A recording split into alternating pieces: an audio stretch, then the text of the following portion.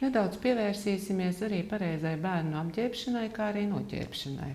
Ļoti svarīgi bērnu apģērbt caur ripināšanu, caur ievelšanu uz sāniņa, caur apģērba saritināšanu un viņam uzvelkot kreklu, nevis izvelkot bērnu caur kreklu. Ja? Tad jūs redzat, mēs savelkam, tad mēs sagriežam bērniņu, veicinot viņu pozīciju uz sāniņa, sakārtojam tā, lai mums pēc tam nav grūti otrā pusē. Lūdzu, apgriezies vienreiz uz to pusi, saritinām piedurknīti, saritinām un ejam pretī rociņai, paņemot visus smuku pirkstiņus kopā un uzvelkām krekliņu, nevis izvelkam roku caur krekliņu. Un tādā veidā mums jau krekliņš ir uzvilkts. Aizpogājam skaisti ciet. Tagad svarīgs moments ir autiņu uzlikšana. Tad ļoti būtiski, kā mēs paņemam bērniņu. Mēs paņemam vai nu dupsīti, vai izvelkam cauri un paliekam autiņu, bet nedrīkstam bērnam autiņu likt šādā veidā. Veicinot nepareizi bērna stāvokli uz muguriņas, tad mēs šādi nedaram. Uzliekam viņu,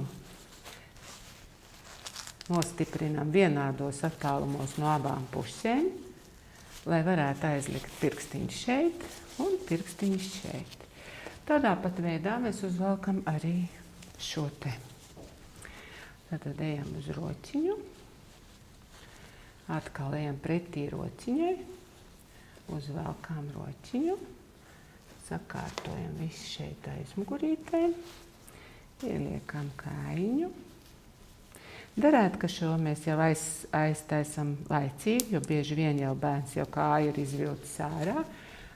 Kārtojam šādi, atkal maigi apgriežam tevi rīņķēniņu un šādā te veidā atkal saritinam, ejam priekšā, lai rociņai, pretī rociņai, ejam pretī rociņai un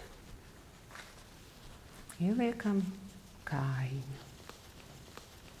Ieliekam kājiņu un esam bērniņu apģērbuši. Ļoti svarīgi ir ne tikai bērniņu apģērbt, bet bērniņu arī noģērbt. Tieši tādā pašā veidā mēs cenšamies bērnu ripināt. Izņemam kājiņu, ejam pretī rociņai šādā te veidā, lai novilktu rociņas šādā uz vidu rociņām. Tad ripinam atkal atpakaļ un bērnam ļoti patīk šī te valstīšana, viņam patīk, viņam arī šī te noģērbšana. Šādā veidā mēs noģērbjam un mūsu bērniņš rociņas ir kopā, nav šī te atmestā poze. Ja? Un šādā te veidā bērns tiek arī skaisti noģērbts. Ejam uz rociņu. Skaisti sakārtojam un saripinam. Nu, ļoti skaistaņi. Paldies!